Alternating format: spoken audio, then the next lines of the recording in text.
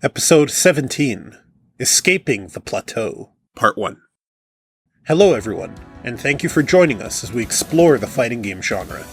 While most of the content on our channel is meant to help newer players, fighting game veterans also encounter problems. Just like new players, veteran players get stuck sometimes, with no idea how to improve their game.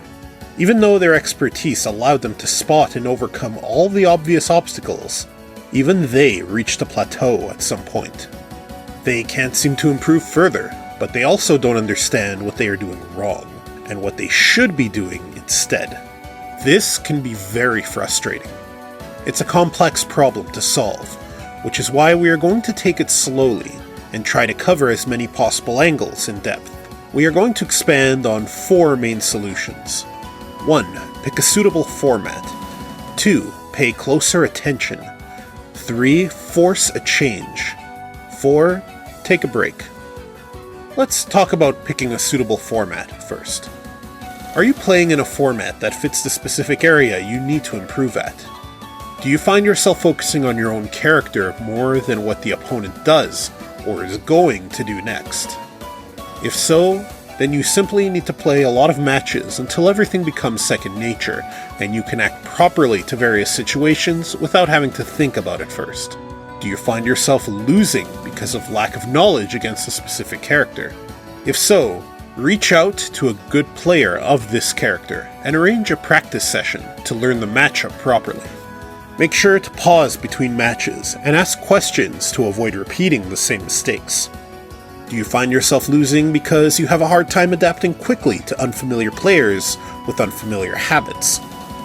If so, then instead of a long session, you need quicker sessions that pair you with plenty of different opponents. Sadly, only the more popular fighting games have a large enough player base that allows you to conveniently battle against a variety of people online. Do you find yourself performing much worse than usual when playing under pressure, like in a tournament setting? The solution to this one is simple. You need to practice playing under pressure. Start going to every local tournament you can, and participate in online tournaments when your schedule and connection allows. Not only will you support the scene, but you will also gain valuable practice playing under pressure and adapting quickly to different opponents. An alternative way is to play money matches, but they don't actually have to be about money. The goal is to simulate tournament pressure by making yourself pay some sort of price for losing. Find something that you would really want to avoid, and use that as self-punishment for losing. Now let's talk about what it means to pay closer attention. One piece of advice new players often get is to watch match videos of good players and imitate what they do. Even if they don't understand what exactly to imitate and why. The imitation attempt during actual matches in itself helps in understanding the rest. So far, this is all nothing you didn't already know as an experienced player, right? But you always need to remind yourself that fighting games present almost all the information on screen. Outside cases of option selects, every decision a player does can be clearly seen in match videos. No info is hidden from you. So the missing aspects that make the top players better than you are still there on the screen, and you need to pay closer attention and spot them.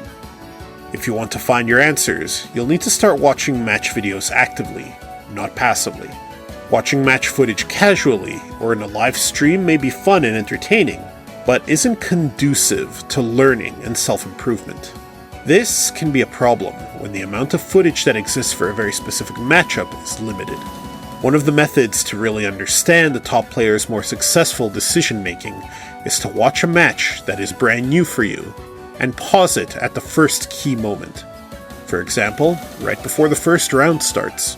While the video is paused, try to think of what you would do in this situation, at this specific range, against this specific character, and why. What are your various options? What are the opponent's options? What beats what? What do you think the opponent would do?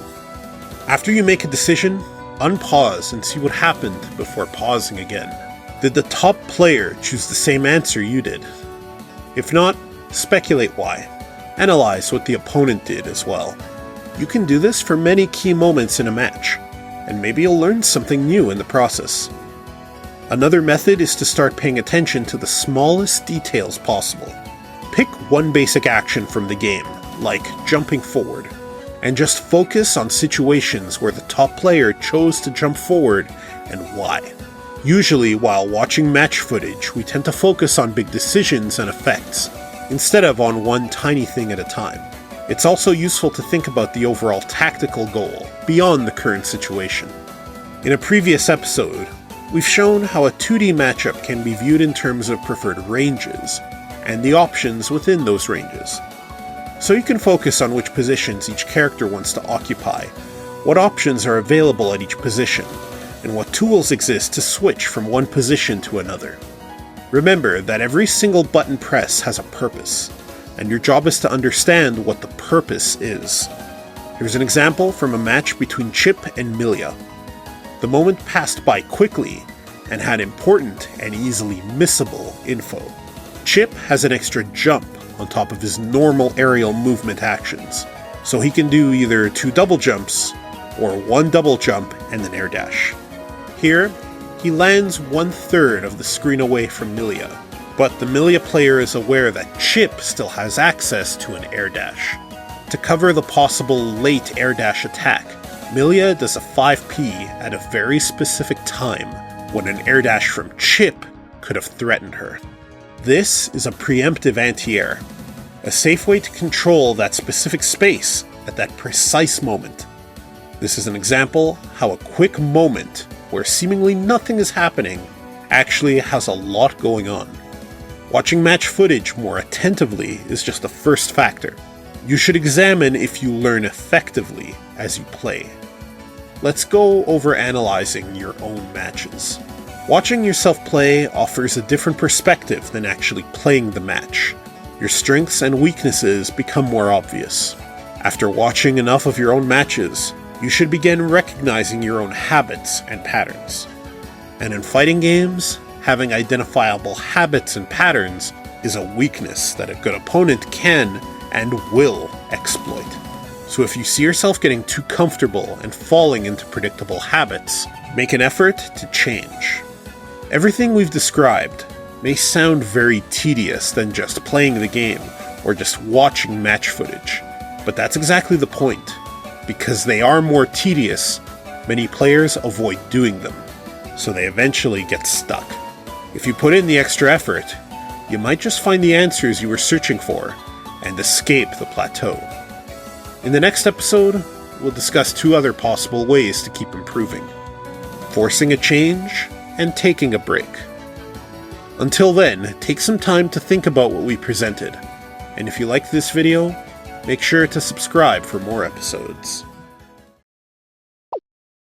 何が出るかな